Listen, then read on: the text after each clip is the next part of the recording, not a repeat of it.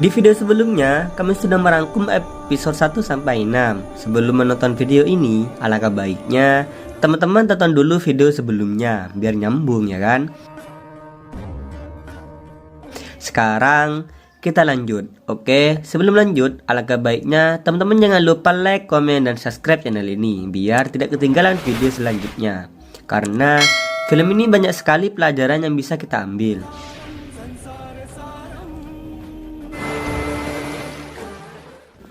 Sekarang kita mulai. Pada saat Mahadewa pergi, Sati tinggal sendiri di tempat tersebut. Lalu Sati pergi menemui ayahnya bersama ibu dan saudaranya untuk berbicara dan meminta maaf kepada Prajapati. Namun jawaban ayahnya masih saja menyebutkan hal yang tidak pantas kepada Mahadewa dan tetap marah terhadap Sati putrinya. Lalu Prajapati Daksa memberikan hukuman atau penembusan dosa terhadap putrinya Sati. Dan hukumannya adalah selama 8 hari Sati tidak diperbolehkan makan nasi dan menulis nama Dewa Wisnu pada bunga teratai sebanyak-banyaknya dan tidak boleh memikirkan Siwa meskipun hanya sesaat. Scene berpindah dengan pembicaraan Sati dengan ibunya. Pada pembicaraan tersebut, ibunya memberikan semangat atas hukuman yang diberikan ayahnya. Lalu, ibu dan saudaranya tak bisa menahan sedih atas Sati. Dan Sati mencari bunga teratai sebanyak-banyaknya. Saat Sati mencari bunga, kakinya tertusuk oleh duri dan dia merasa kesakitan. Meski itu menyakitkan, Sati tidak meninggalkan niatnya untuk mencari bunga teratai dengan jumlah yang banyak. Supaya dimaafkan oleh ayah tercintanya, Prajapati Daksa. Lalu, scene berpindah. Kita diperlihatkan dengan Sati yang sedang berbaring lemah di kamarnya. Lalu, ibu dan saudaranya datang menghampirinya. Mereka melihat Sati lemas dan meninggalkan luka-luka pada kakinya. Ibunya melihat hal tersebut sangat panik dan menyuruh saudaranya untuk mengambilkan obat untuk Sati. Setelah selesai mengobati Sati, ibunya pergi menghampiri Prajapati dan berkata kepada Prajapati dengan sangat sedihnya, "Tidakkah Anda bertanya tentang keadaan putrimu? Tidakkah kamu melihat putrimu hanya sesaat? Apakah kamu tidak tahu kalau putrimu sedang sakit dan kakinya memar atas hukuman yang Anda berikan?" Lalu Prajapati menjawab tanpa ada rasa simpati pada putrinya, "Kesakitan Sati itu lebih besar sakit yang aku rasakan. Dan aku tahu bahwa Sati telah digunakan sebagai senjata untuk melawan aku. Karena mereka tidak bisa menyakiti aku. Jadi mereka menggunakan Sati sebagai media. Dan Siwa harus bertobat atas hal itu. Atas bahaya yang menimpa anakku." Kemarahan Prajapati terhadap Siwa semakin besar. Dan dia berencana membuat sebuah aturan untuk menghapus nyawa Siwa. Scene berpindah. Kita diperlihatkan dengan Siwa yang sedang bertapa. Pada saat itu, Sati bangun dari tidurnya dan pergi menuju jendela.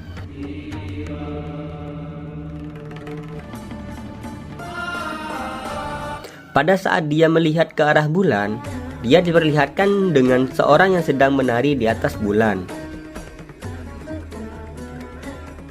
Semakin jelas penglihatan Sati, seseorang tersebut adalah Mahadewa.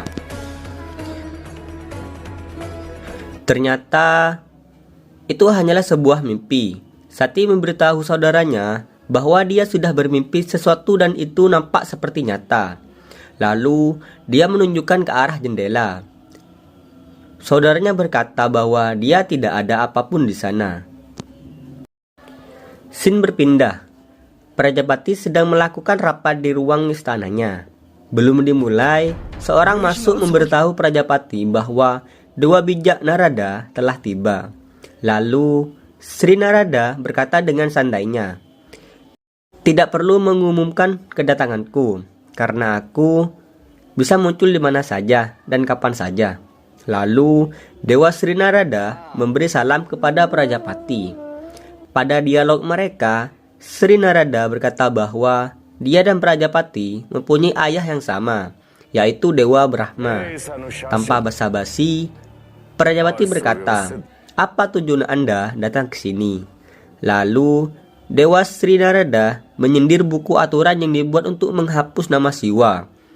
Lalu Prajapati berkata, "Jika kamu pergi dari sini langsung menemui Siwa, katakan padanya bahwa kekejamannya telah memperkuat tekad Prajapati yang lebih jauh. Segera aku melakukan sesuatu yang akan membuat Siwa sadar." Sri Narada tertawa mendengar ucapan tersebut dari Prajapati, lalu pergi dengan memberikan salam kepada Prajapati. Scene berpindah. Siwa sedang melakukan yoga.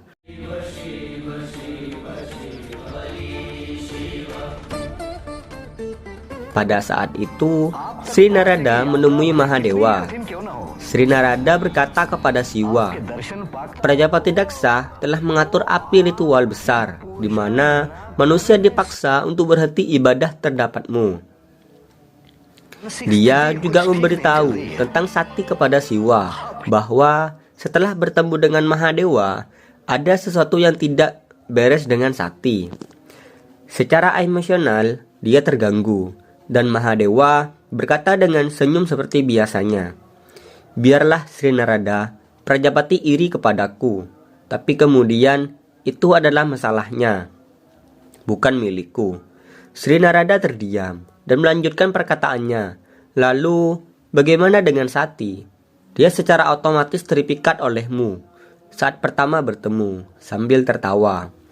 Mahadewa berkata, "Dia mengunjungi kuil Prajapati atas panggilan dari Sati, dan juga dengan pengabdian dan iman yang besar. Di luar hal tersebut, Sati tidak ada tempat buat aku." Dan Narada menjawab, "Apakah kamu tidak ada rasa cinta dan tidak mau berpasangan seperti Dewa Wisnu dan Dewa Brahma?" Mahadewa menjawab, "Cinta pasti memiliki arti Narada. Umatku, prajuritku, semua yang ada di alam ini, aku terikat kepada mereka oleh cinta. Entah itu adalah hewan, iblis, hantu, manusia, pohon-pohon, dan seluruh kehidupan mereka adalah sama bagiku. Tapi cinta yang kamu bicarakan dibangun atas keegoisan dan ego. Aku sadar Wisnu yang mencoba untuk mengikat aku dengan pernikahan, tapi aku bebas dari semua ikatan. Aku bebas dan aku lengkap." Dan Mahadewa menutup kembali matanya untuk melanjutkan yoga. Scene berpindah ke kerajaan Prajapati Daksa. Di sana diperlihatkan Sati sedang tidur di tengah-tengah bunga teratai. Dia bermimpi lagi Mahadewa yang sedang menari di atas bulan. Lalu dia bangun dan menuju ke jendela untuk memastikan mimpinya. Namun ternyata tidak ada apa-apa di sana. Lalu Sati jatuh, duduk dan berkata, "Apa yang sudah terjadi kepadaku? Kenapa pikiran Siwa terus ada? Aku sudah berjanji kepada ayah agar tidak memasuki Siwa dalam pikiranku." Dia bangun dan melihat lagi dari jendela. Sati ingat bahwa dia harus mengumpulkan bunga lagi, tapi cuacanya mendung dan mau hujan. Tapi Sati tetap saja pergi. Saudaranya mengetahui bahwa Sati tidak ada di kamarnya. Mereka mulai panik karena cuaca di luar sedang tidak stabil. Mereka memikirkan Sati karena sudah Sati pergi sendirian, dan mereka pergi untuk mencari Sati. Lalu diperlihatkan Sati di luar sedang dilanda hujan dan angin yang besar sambil membawa bunga dengan jumlah yang banyak. Sati berteduh di pohon sambil menangis atas keadaannya. Namun, dia lanjut untuk berjalan sampai dia tiba di sebuah gunung. Sesampainya, tidak tahan atas pikirannya terhadap Siwa dan berkata, "Mengapa kamu melakukan ini kepadaku? Bagaimana aku bersalah kepadamu? Karena kamu, Siwa, telah memasuki hidupku.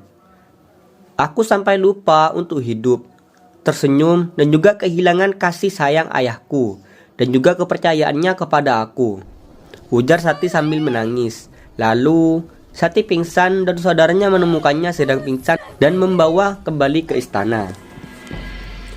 Sesampainya di istana, Sati bangun dan berbicara kepada saudaranya untuk tidak memberitahu ayahnya atas apa yang dia alami, dan menyuruh mereka untuk keluar. Sampai Sati menyelesaikan menulis nama Wisnu di kelopak bunga teratai, pintunya akan terkunci dan tidak ada yang boleh masuk. Dan Sati memulai menulis nama Dewa Wisnu pada kelopak bunga. Saudaranya memberitahu ayahnya bahwa Sati mengurung dirinya di kamar. Ayahnya terkejut dan berusaha untuk membuka pintu Sati. Dan akhirnya Sati membuka pintu kamarnya. Ayahnya berkata, "Maafkan aku putriku, maafkan kesalahanku." Sati menjawab, "Tidak, ini adalah salahku. Dan aku sudah melakukan penebusan dosa dengan menuliskan nama Dewa Wisnu pada kelopak bunga teratai, sesuai dengan yang ayah perintahkan."